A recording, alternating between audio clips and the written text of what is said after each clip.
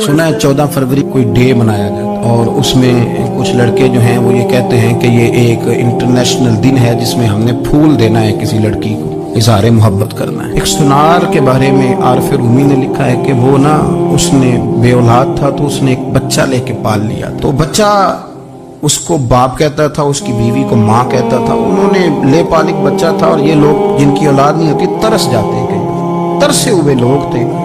बच्चे को ले लिया, पाला, वो बच्चे ने भी हद कर दी फर्मा बरदारी की। अब वो जवान हो गया, बड़ा खूबसूरत जवान हुआ। वो सुनार कहता है कि सारी जिंदगी मैंने सफाई में, नेकी में गुजार दी। एक दिन दुकान की पे एक औरत आई तो वो कहने लगी ये चूड़ियां मुझे खुद से आप पहना दें। वो कहता मैंने जब उसका हाथ पकड़ा तो मेरे दिल में गलत ख्याल आ गया, मैंने गलत नजरिए से उसका हाथ पकड़ा और जब मैंने उसका वो हाथ उस नजरिए से पकड़ लिया, थाम लिया, बहरहाल वो चली गई, लेकिन वो मेरे जहन के अंदर नापाकी आ गई। तो मैं घर गया तो मेरी बीवी बाहर खड़ी थी और रो रही थी, तड़प रही थी। मैंने उसे कहा क्या हुआ, तो वो कहने लगी कि बच्चा सारी जिंदगी फर्मा बरदार रहा, मैंने माँ बन के पाला, पर आज उसने गलत जहन से मेरा हाथ पकड़ लिया है और मैं तड़प गई हूँ, टूट गई हूँ कि ये अगरचे ले पालक था, किसी का था, पर मैंने तो पुत्र समझ के पाला था, ये क्या हुआ। वो कहता मेरी चीख निकल गई तो मैंने उसे कहा कि ये उसकी गलती नहीं, ये मेरी गलती है। मैंने बाहर आज नजर गंदी की है तो रब ने मुझे सजा दी, ये मुझे सजा मिली है।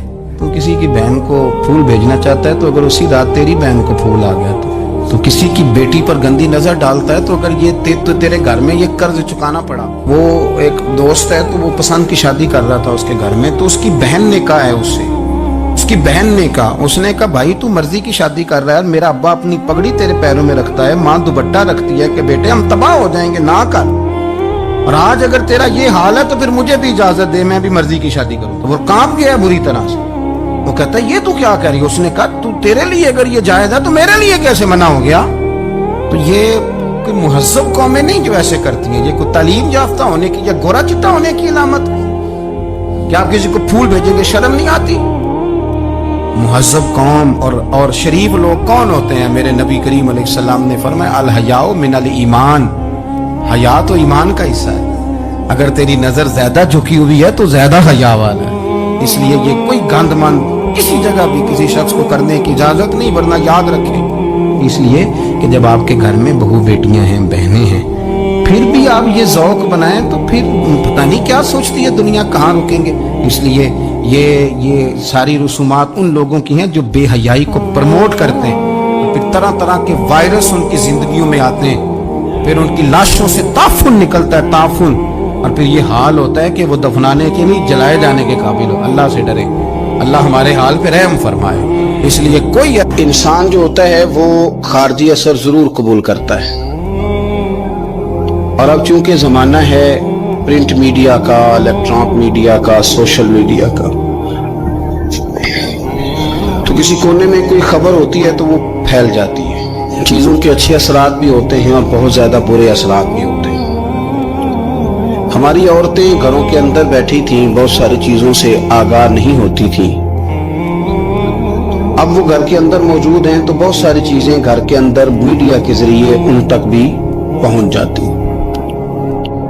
खैर की चीजें पहुंचना बड़ा अच्छा है, बड़ा मुबारक है, उससे बेहतरी पैदा होती है। लेकिन जब शर फैलता है ना, शरारत की जाती है, तो औरत चूंकि अपनी अक्ल के लिहाज से उतनी मजबूत नहीं होती जितना कि मर्द होता है, और ज़हन के लिहाज से उतनी पुख्ता नहीं होती जितना कि एक मर्द होता है। तो बेचारी उसका जब असर कबूल करती है तो वसवसों का शिकार होती है।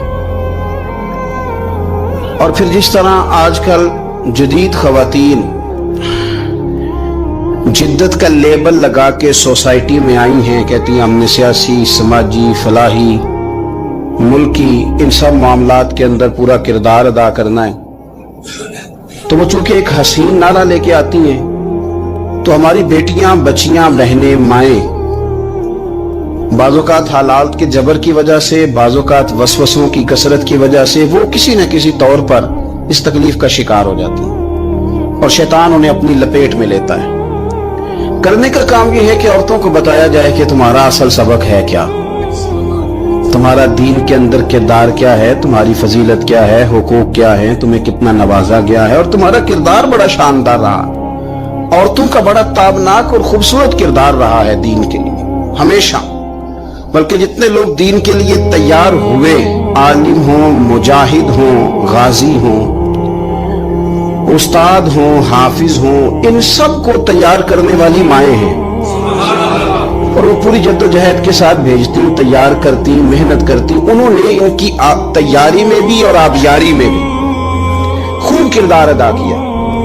اب یہ کہ مزید آنے والی نسل میں جو ہماری بیٹیاں ہیں، ان کو ہماری جو اسلاف میں خواتین گزری ہیں، ایک تو ان کے کردار سے ہمیں آگاہ کرانا چاہیے، تاکہ بچیاں بجائے آج کی کسی جدید عورت سے جڑنے کی بجائے وہ سیدہ عائشہ صدیقہ سے جڑیں، وہ سیدہ پاک سیدہ فاطمہ الزہرا سے جڑیں، وہ جو کنیزیں ہیں حضور صلی اللہ علیہ وسلم کے دین کی، حضرت ام سلیم کے ساتھ جڑیں، حضرت ام شریک کے ساتھ جڑیں، حضرت ام عمارہ کے ساتھ جڑیں، انہوں نے جڑنا ہو تو حضرت ام سلمہ کے ساتھ جڑیں، وہ ان سب خواتین کے ساتھ ان کا تعلق مضبوط ہو۔ اور دوسرا یہ بھی ایک بات یاد رکھیں کہ 40 50 60 عورتیں کسی جگہ نکل کے کوئی دھما چوکڑی کرتی ہیں تو وہ 22 کروڑ کے ملک میں رہنے والی ہماری پاک ماؤں کی نمائندہ کبھی بھی نہیں ہو سکتی۔ اس لیے دنیا ان کا چہرہ دیکھ کے، بلکہ ان کا مکروہ چہرہ دیکھ کے، ہمارے گھروں میں حیا کا پردہ پہن کے بیٹھنے والی عورتوں کو اس پر کبھی بھی وہ قیاس نہ کرے۔ الحمدللہ آج بھی مائیں پاک دودھ پلاتی ہیں تو رسول اللہ کا نام جپنے والے بیٹے پیدا ہوتے ہیں۔ تو اس لیے کوئی ایسی مایوسی، کوئی ایسی کمزوری، کوئی یہ نمائندہ نہیں ہے۔ یہ تو چونکہ دنیا میں ہمارے ہاں ہوتا یہ ہے کہ کوئی بندہ کوئی فضول بات کرتا ہے تو میڈیا اس کو کوریج زیادہ دیتا ہے، تو لوگ سمجھتے ہیں پتہ نہیں کیا ہو گیا۔ ایسی کوئی بات نہیں ہے، یہ تو چند لوگ ہیں، وظیفہ خار ہیں، خریدے ہوئے لوگ ہیں، اور ان کو جان بوجھ کے لا کے یہاں مسلط کیا جاتا ہے، معاذ اللہ پاکستان کی شکل دکھانے میں کچھ اپنے اس میں ملوث ہوتے ہیں تاکہ بگڑی ہوئی صورت لوگوں کے سامنے پیش کی جائے۔ یہ وطن ہے داتا علی اجویری کا اور بابا فرید الدین مسعود گنج شکر کا، یہ اللہ والوں کا وطن ہے، یہ حضرت محدث اعظم پاکستان کا وطن ہے۔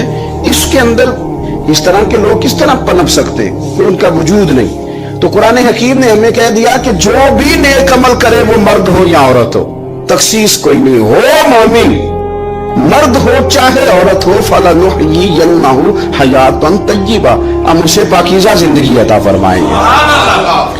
اللہ کے پیارے رسول صلی اللہ علیہ وسلم نے ارشاد فرمایا، حضور علیہ السلام ارشاد فرماتے ہیں کہ مختصر سی بات ہے، مسند امام احمد بن حنبل میں، انسان کے لیے جنت میں چلے جانا نا بہت بڑی کامیابی ہے۔ کیوں؟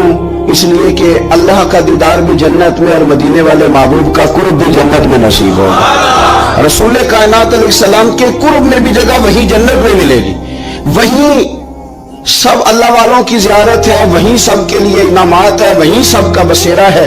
قرآن مجید میں کہا اصحاب الجنتی هم الفائزون، اصحاب الجنتی هم الفائزون، یہ جو جنتی ہیں یہ کامیاب لوگ ہیں۔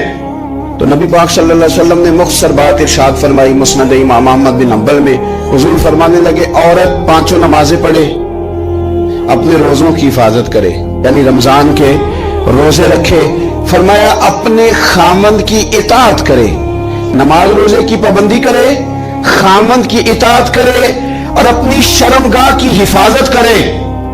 تو حضور فرماتے ہیں پھر قیامت والے دن نہ اس کے لیے جنت کھول دی جائے گی، وہ جس دروازے سے چاہے جنت میں داخل ہو جائے۔ پھر کھول دیا اللہ تعالیٰ نے اس کے لیے۔ دو ہی باتیں، ایک یہ کہ نماز روزے کا خیال کرے، خامد کی اطاعت کرے، شرمگاہ کی حفاظت کرے، تو جنت کے جس دروازے سے وہ چاہے گی نا اس کو داخلہ دے دیا جائے گا۔ تو عورتوں نے بڑے مضبوط ایمان کا مظاہرہ کیا ہے، مضبوط ایمان کا۔ پہلی مثال دیتا ہوں جناب ہاجرہ کی۔ حضرت ہاجرہ رضی اللہ تعالی عنہا حضرت اسماعیل علیہ السلام کی والدہ ہیں، جناب ابراہیم خلیل اللہ علیہ السلام کی اہلیہ ہیں۔ میں نے پہلے بھی ایک دفعہ کہا تھا، پھر کہتا ہوں کہ آج کل نا کاکروچ دیکھ کے، چھپکلی دیکھ کے چیخ مارنا یہ خوف نہیں، یہ فیشن ہے۔ اسے پتہ چلتا ہے کہ یہ برگر فیملی ہے، اسے پتہ چلتا ہے یہ امیر لوگ ہیں، यानी काकरोच खा जाता है कि छिपकली खा जाती है, लेकिन ये ना जी वो जी हमारा बच्चा चीख मारता है उसको देख के, क्या मतलब है बड़ा पढ़ा लिखा है जी, बड़ी सोबर फैमिली, ये पढ़े